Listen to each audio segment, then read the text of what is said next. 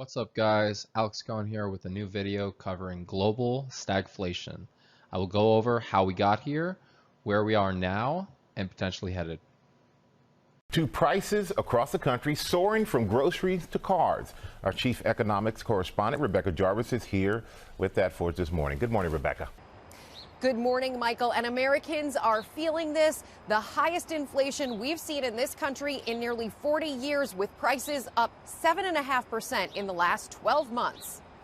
This morning, inflation up. Since December 2020, the price of a pound of bacon rising more than $1. A dozen eggs up 21%. And a sirloin steak up a whopping $2 a pound. Goldman Sachs economists estimating those food prices could jump another 5 to 6% this year. But it's not just the grocery bill eating into family budgets. Nationwide, gas prices are up 50% from last year.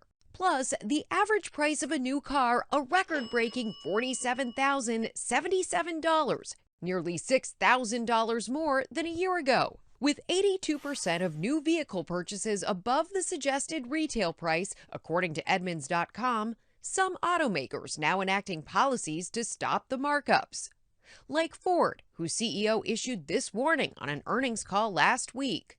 We don't like making our customers wait, and we're taking action to ensure that they don't pay unreasonable markups. And GM, which said in a statement, "We want every customer to have a great experience. The majority of our dealers know this. However, we want everyone on the same page." And it's not only impacting car prices and the cost of fuel, it's also impacting the cost of insurance on the car, with many car insurers charging upwards of 6 to 8% more this year than last. So even if you got a raise, it doesn't feel like it, guys.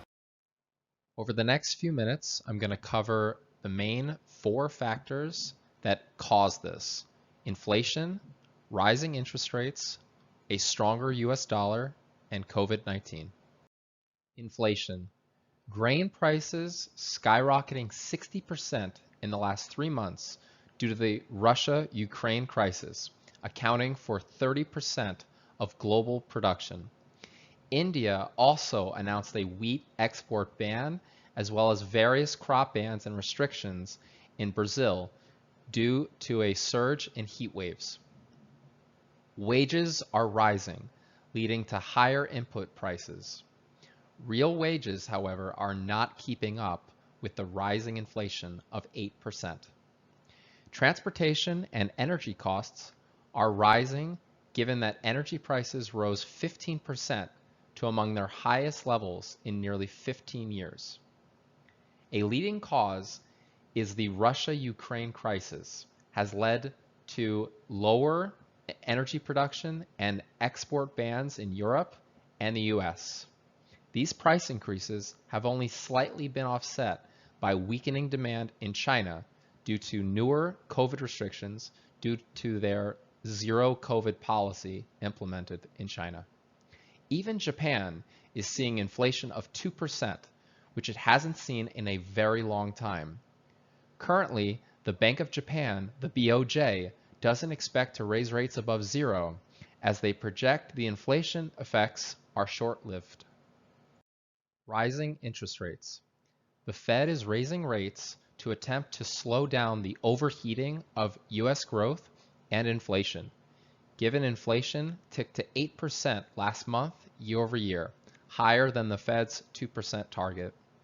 Mortgage rates are now 5%, and home prices have also been rising to introduce a double whammy effect, pricing out millions of potential home buyers.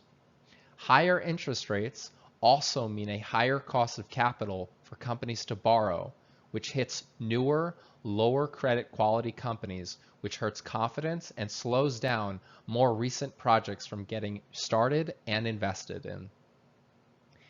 The only bright spot is rising yields in corporate and treasury bonds, which have prompted investors to chase bonds and ditch stocks given the prospect of increasing rate expectations. Strengthening of the US dollar. Rising inflation and increasing rates are causing the US dollar to reach its highest levels in a long time.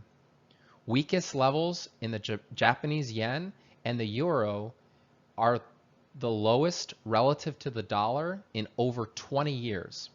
Economists currently project the probability the euro will reach par with the US dollar at 70%, up from 30% last year.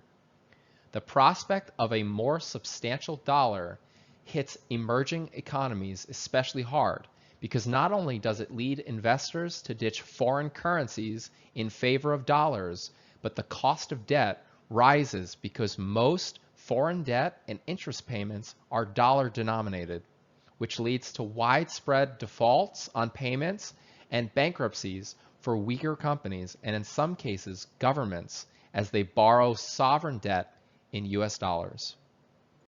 COVID-19.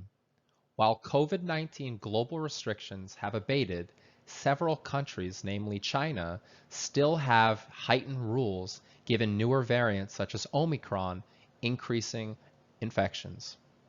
Domestically, in the US, there are renewed warnings from various states which may prompt less travel and demand for services. It is worthwhile to note that most of the global slowdown due to COVID-19 has decreased due to COVID-19 infections and deaths slowing, which has caused a shift in demand from goods to services, which has led to wage growth given a higher order of workers in various industries such as leisure, travel, and retail due to increased traffic. A prime example is a recent increase in leisure and travel spending staged their highest level increase since data on it was getting collected. Where do we go from here? My best prediction, and that of various economists, is an era of stagflation between 2023 and possibly 2024. Economists currently project a 30% chance of recession in the next 12 months. I think we are mostly headed towards a soft landing, but the risk of recession remains acute, as mentioned by ex-CEO of Goldman Sachs, Lloyd Blankfein, and ex-Treasury Secretary Larry Summers, both said last week. Inflationary effects are likely short-lived, as the Bank of Japan noted before. While COVID-19 may not completely vanish in the next 12 to 18 months, I think that all high restrictions, including those in China, will likely go away. These restrictions will assist in supply chain bottlenecks caused by conditions in China to resolve as well.